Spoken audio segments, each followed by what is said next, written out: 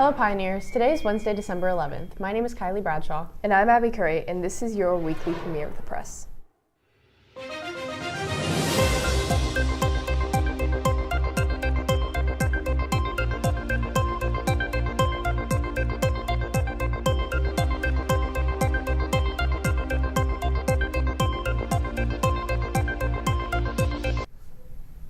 Our stories for today consist of the rebel invasion of Syria, the United Healthcare CEO's death, and the Notre Dame Cathedral's reopening.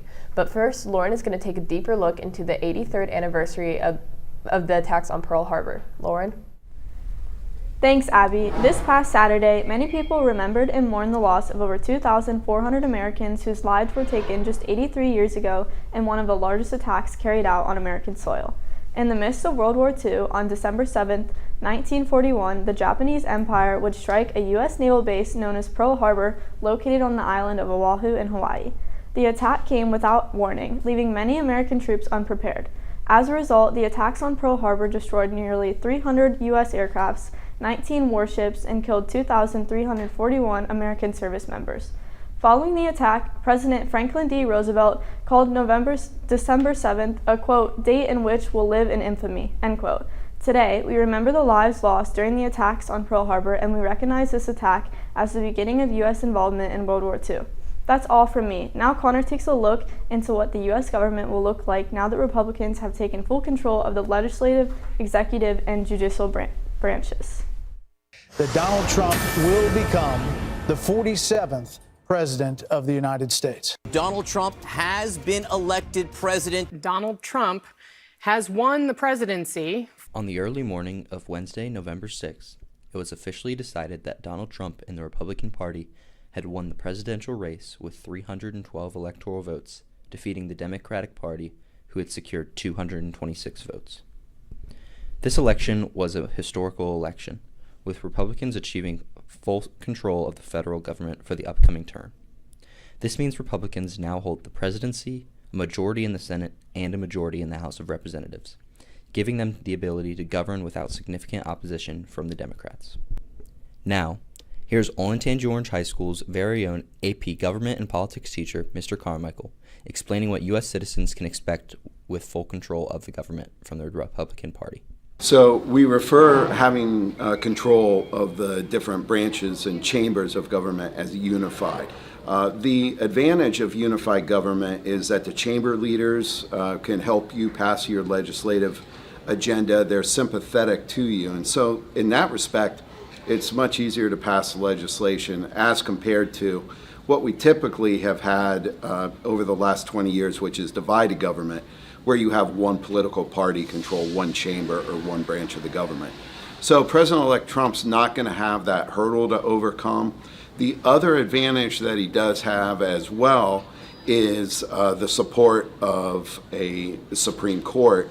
So when the constitutionality of some of his initiatives come into question, you would think that the court would be able to likely rule in his favor with those as well. The Republican Party was able to gain majority in both the congressional races, winning 54 seats in the Senate by flipping key battleground states like Nevada and Michigan. The Republican Party was also able to gain a majority in the U.S. House of Representatives, winning a total of 245 congressional seats out of the 435 available. The impact of the results of this election will be felt across every sector of government and throughout the nation. Make sure to continue to monitor developments and stay informed. For The Juice, I'm Connor Morrison. Now, back to the desk. Thanks, Connor. The fall of Syrian dictator Bashar al-Assad's regime has left many happy, some confused, and others questioning what is to happen to the Syrian government. The Assad family had been in power for nearly 50 years, and just recently, following Syria's ongoing 13-year civil war, Bashar al-Assad and his family fled to Russia to seek asylum. Throughout the country's civil war, Bashar al-Assad and his forces have been accused of a number of crimes, including using starvation as a weapon of war, the bombings of schools and hospitals, as well as the gassing and killing of roughly 1,400 people, which was later ruled as a war crime by the UN Secretary General. As rebel invasions increase throughout the country, CNN reports, quote, Syria's rebel coalition is a new grouping called the Military Operations Command. It's made up of various Islamist and moderate factions who, despite their differences, are united in fighting the Assad regime, ISIS and Iran-backed militias, end quote. Last Wednesday, 50-year-old United Healthcare CEO Brian Thompson was assassinated by an unknown assailant. The suspect committed the crime early Wednesday morning while the CEO was on the way to an investors' meeting held in Manhattan. Shot in broad daylight, Thompson eventually passed away as the shooter fled on foot. In the days following the attack, pictures and surveillance footage was released to the public in a search effort for the suspect.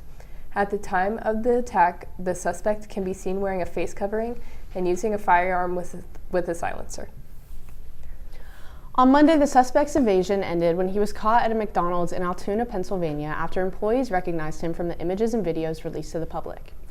He was identified as 26-year-old Luigi Mangione, a graduate from the University of Pennsylvania and the valedictorian of his high school's graduating class. He's originally from Maryland, but has spent the past few years living in Hawaii. The gun found on the suspect is said to have possibly been 3D printed and matches the type of gun used in the murder. However, law enforcement says they will learn more following ballistics testing. Late Monday night, Luigi was officially charged with the murder of Brian Thompson, and his family has released a statement to the public saying, quote, "We only know what we have read in the media," end quote. Followed by, quote, "Our family is shocked and devastated by Luigi's arrest. We offer our prayers to the family of Brian Thompson, and we ask people to pray for all involved. We are devastated by this news," end quote. As the story develops, we will make sure to provide you with more information.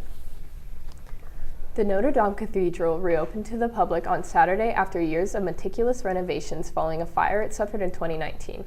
Located in Paris, France, the cathedral welcomed many world leaders, including President-elect Donald Trump, Prince William, the Prince of Wales, Prince Albert II of Monaco, the King and Queen of Belgium, and French President Emmanuel Macron. For other notable figures in attendance included First Lady Jill Biden, actress Salma Hayek, and billionaire Elon Musk. Notre Dame held its first Sunday Mass in 5 years this past weekend, which was marked as the consecration of the cathedral's new altar. Sealed inside the altar includes the relics of 5 saints from 3 women and 2 men. Ariel Wheel, the mayor of Paris, said, quote, "I think everyone agrees between the non-religious powers and the religious powers that the cathedral is sort of indistinctively open to everyone," end quote. NBC News later went on to report that, quote, "Nearly 170 bishops from France and around the world have been set to participate in Sunday's Mass, along with 1 priest from each of the 106 parishes in the Diocese of Paris and 1 from each of the 7 Eastern Catholic churches," end quote. That's all for our show today, Pioneers. As always, thanks for watching. For the press, I'm Kylie. And I'm Abby Curry. Make sure to tune in next Wednesday for more national news and have a great rest of your week.